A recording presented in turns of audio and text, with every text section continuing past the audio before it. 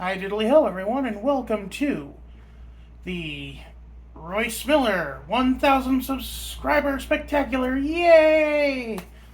We have Q&As, fancy food, and me in a bib. Speaking of which, you all saw the title.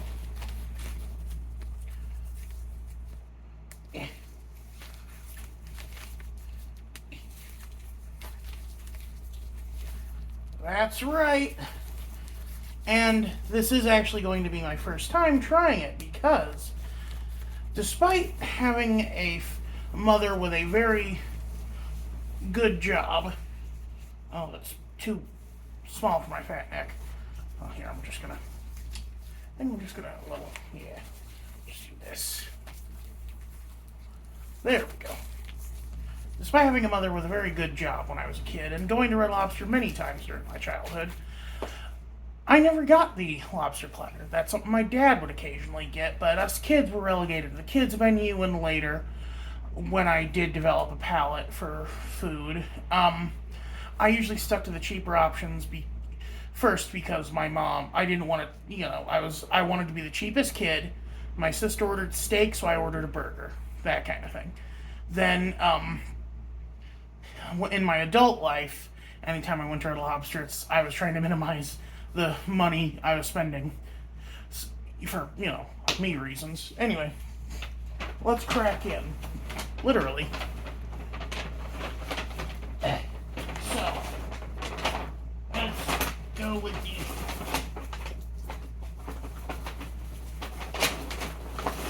first item on the menu. A whole boiled lobster. Ugh, smells, dank, like the ocean.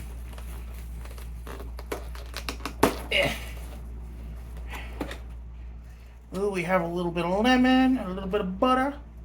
Oh, here, you guys should see him. I feel like I want to quote Mrs. Doubtfire when Robin Williams is holding the lobster and saying, "I am not a crook." Doing his Nixon impression. I do feel bad for shellfish. Especially lobsters. The poor bastards spend their entire life in a tank. And then end up like this. It's a miserable existence.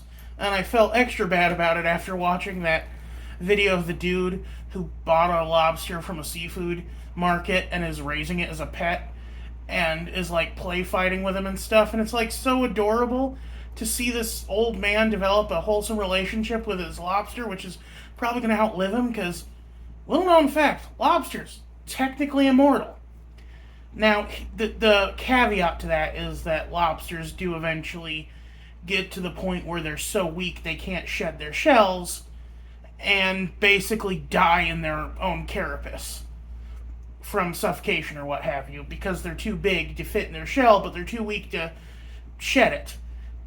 I think that's the case. I'm not entirely sure. Anyway, let's get in. And also, props to Red Lobster for providing a crab cracker. I actually was trying to find one, and I could not find one anywhere in town.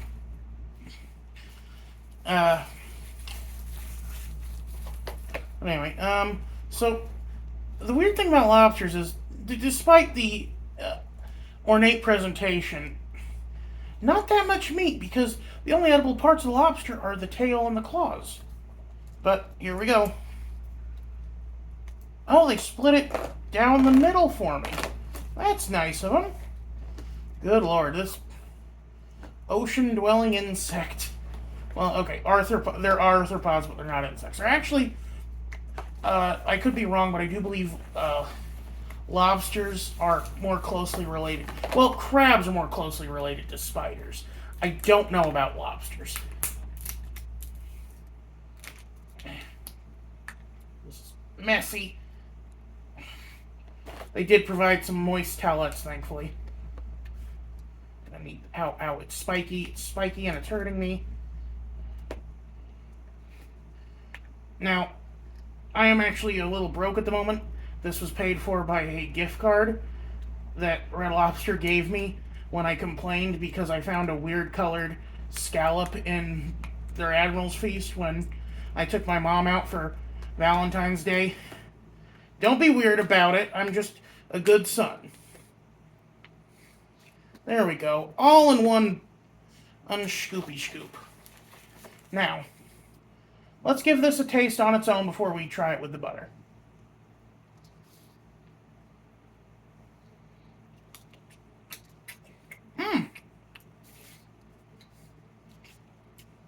That's actually a lot better than I was expecting. Like, the smell when I was in the car with it wasn't pleasant. It was very, what's the word? Oceanic, I guess. It smelled like it was boiled seawater. Now let's try a little butter.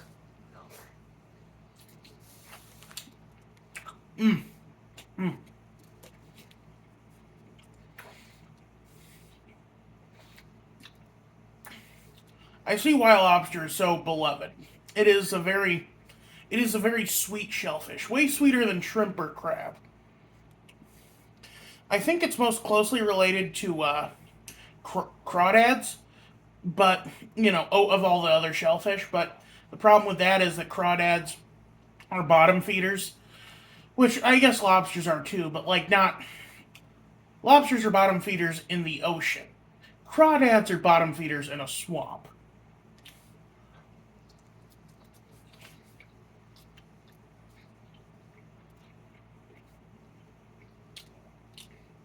So, you get a lot more of that, like, there's a reason crawdads are called mud bugs.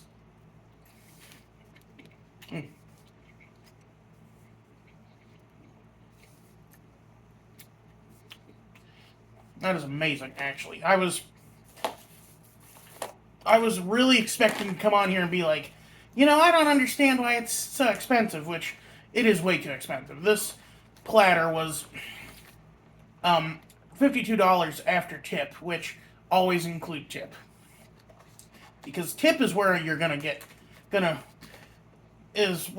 start hurting. If you don't calculate it properly. Like, I always try to do a 20% tip.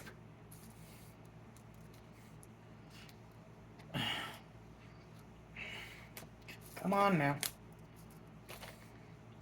Which, I didn't do quite a 20% tip, but I was picking it up, not eating it in the restaurant.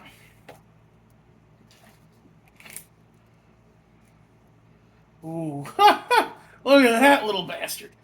Oh, he's leaking juice. Ugh. Oh, it's so slimy.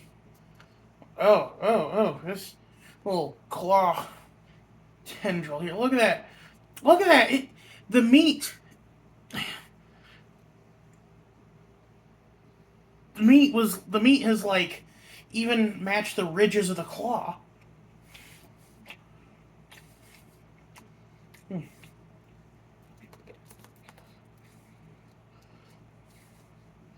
Come on now, Larry.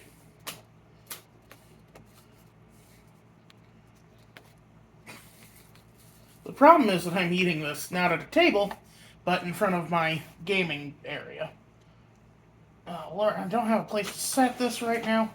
Let's just kick the bag out of the way for a minute and put you down here. And then we'll try to break into this claw hammer here.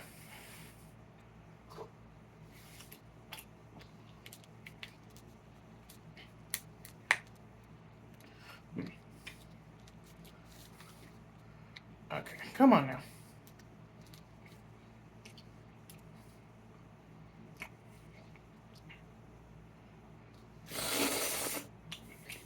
Oh. I just sucked out a bunch of lobster goo. Ugh. Oh, it's leaking again. Alright, you know what? We're gonna... I ate the tail. Okay, I ate the tail. We'll call that a wash for now. I'm gonna go in with some... kitchen scissors or something later to fish the rest of it out. This is a full meal. Let's go for something else. Probably should have went for this first. A lovely Caesar salad.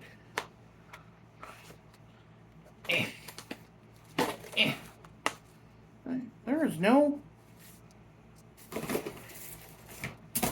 Where's the sauce? Oh.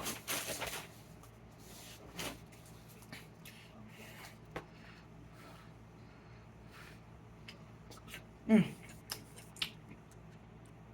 actually paid a couple bucks extra for this.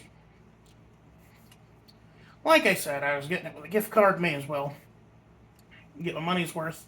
Well, their money's worth.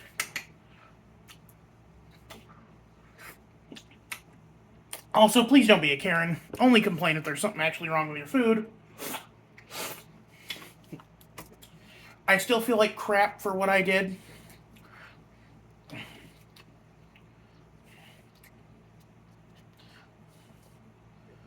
Now, some of you are probably like, why Caesar salad over normal salad?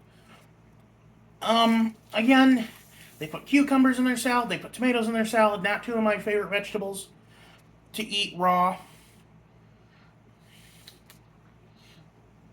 This is just dressing, cheese, and croutons on some lovely leafy greens.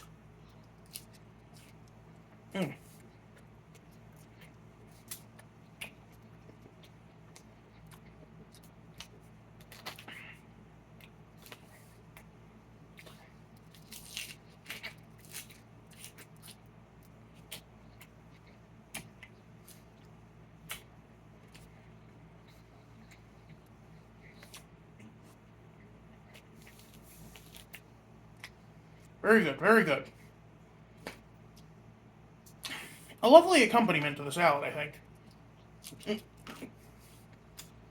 To the fish, I mean. Or to the crab, lobster.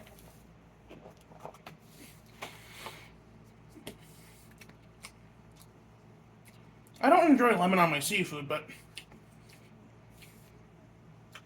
I think this could use a little acid, actually.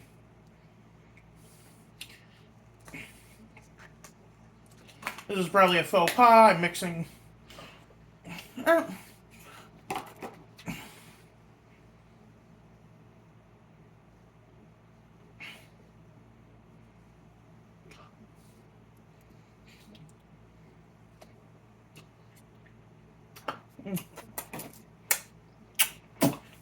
Sorry.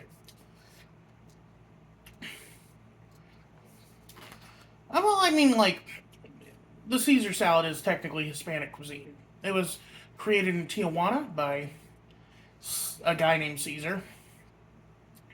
And then he had a huge feud with his brother, who invented the aviator salad. Now, the difference between the two is that the Caesar does not have anchovies in it, and the aviator does.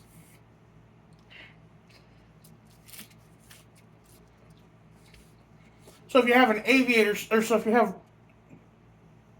your Caesar or salad has anchovies in it, it's actually an aviator salad.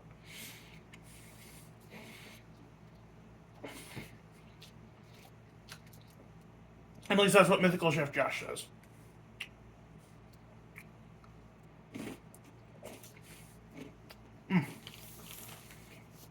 But hey, this isn't just a Let's Try. This is a Q&A. After the horrible debacle involving my gastrointestinal distress and basically canceling last week's Propped Up, I asked for you guys to submit some questions. And I have them right here. So first up, we have a slew of cues from Alan C., who asks, how old am I? I'm 29, going to be 30 in November. The big 3-0. I'd say it's my midlife crisis, but let's be honest. I weigh a metric ton. I'm going to be lucky to see 40. And like, that's half a joke, half real. Playfully nihilistic, let's call that. I'd like to live to see old age, but I'd also like to not be around when climate change destroys, or, basically makes the planet uninhabitable for us. Top films and shows from when I was a kid, and now. So that's going to be an interesting one. Let's chew on that a little bit.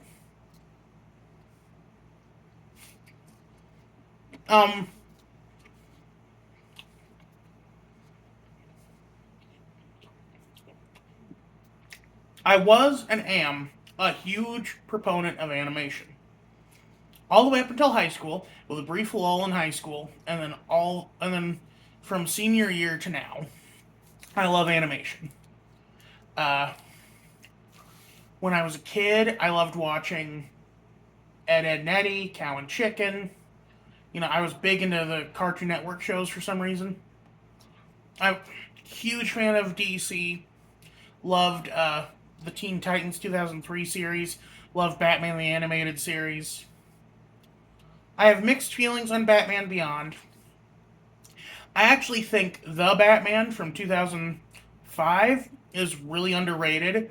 Um, like one of the best Jokers in the game. Everyone lauds Mark Hamill, but you don't know how pathetic a Joker can be until you've seen Richard Epcar voice Joker in Injustice and Mortal Kombat versus DC. So, like, compared to him or, bless his heart, Brent Spiner, who briefly was the Joker in Young Justice, or um, even uh, even some of the Jokers people like Jack Nicholson. I think that Kevin Michael Richardson's actually the second best Joker. Maybe third best, depending on your views on Cesar Romero. Uh, okay, and okay. I know Heath Ledger was amazing too, but Heath Ledger was a good character. He was not. He had parts of the Joker, but he wasn't the Joker. You know what I mean? He didn't have. He how do I say this? Okay, you know what? Let's put it like this. Heath and Mark are tied for first. So there's plenty of room in second for Kevin and Caesar. Speaking of Caesar, another bite of salad. Um,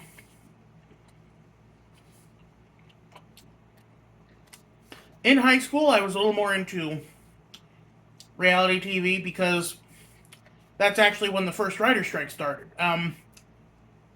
2007 was when the writer strike started. So 2008, when I entered high school, that's when reality TV really started to dominate the market. So I was into MythBusters and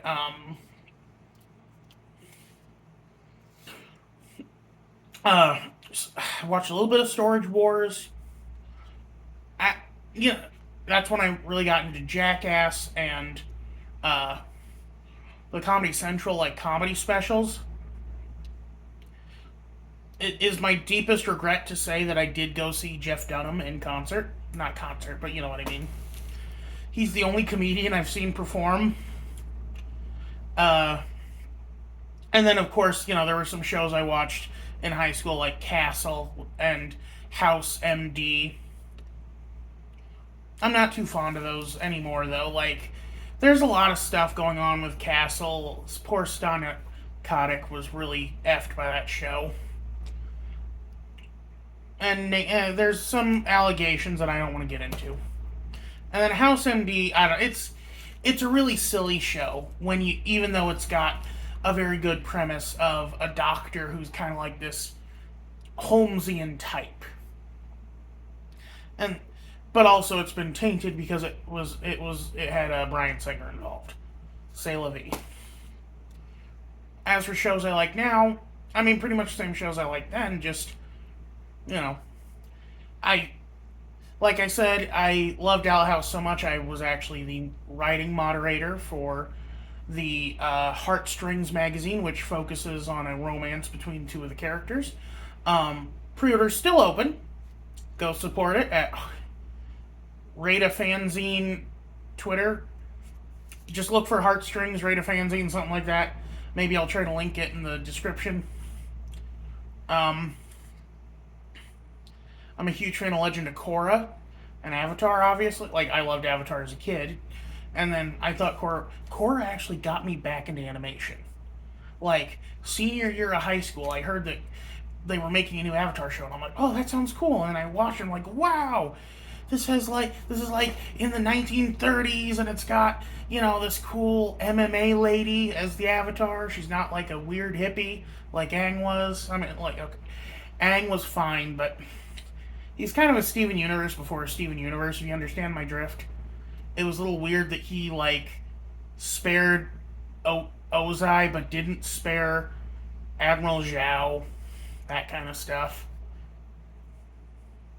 Um, Although they did retcon that in court actually, so whatever. I have thoughts. I have thoughts. Not this isn't the time or place for it though.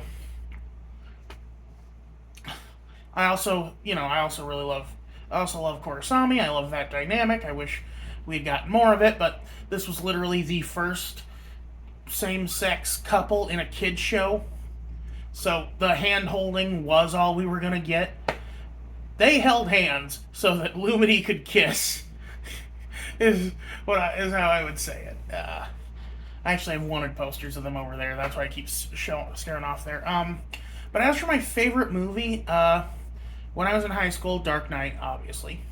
That actually stayed my favorite film for about 10 years. Then a little film called Spider-Man Into the Spider-Verse came out. And that is actually now my favorite film of all time, probably. Uh, the closest might be Cat Returns, Howl's Moving Castle, or Spirited Away, one of the Ghibli films. Like it's weird how Spider-Verse was so good that despite me loving Batman with all my heart, it knocked Batman off the pedestal. Um, Nowadays, I like Batman '89 and Mask of the Phantasm more than Dark Knight, but Dark Knight is still a really good film, and I'm down to clown with some dark Batman. I actually really liked the Michael Reeve Batman film from last year. It's I actually have a figure of him back here. Um, wasn't a huge fan of that version of Joker though. Just Joker should look like a clown. Okay, he shouldn't look like a diseased maniac.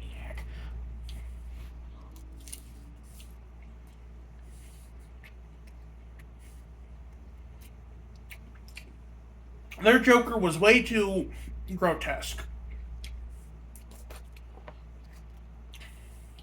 I'm trying to think who the perfect Joker was.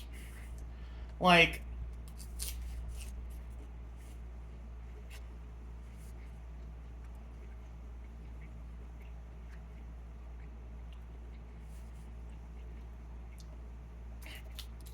uh, probably, probably Heath Ledger because for live action anyway, just because like he nailed what his costume and persona were like.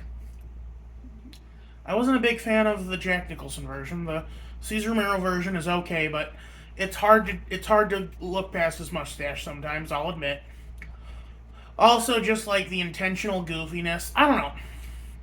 I like a little sincerity. I don't need the irony that Adam West had sometimes.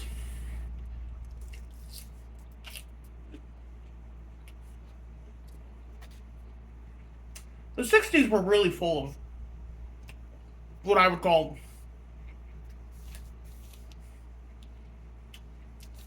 a very postmodern irony because like both the Adams Family and the Munsters had kind of that like ironic take to them where they would be like, "Oh well, we're perfectly normal. It's all of you who are crazy," etc., etc. Anyway, this is about my favorite shows and movies. Is there anything I'm missing? Trying to think what I own.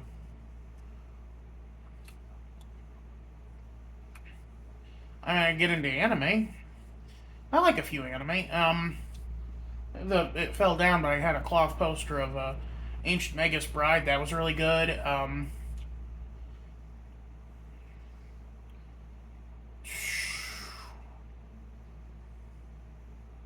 Hold on.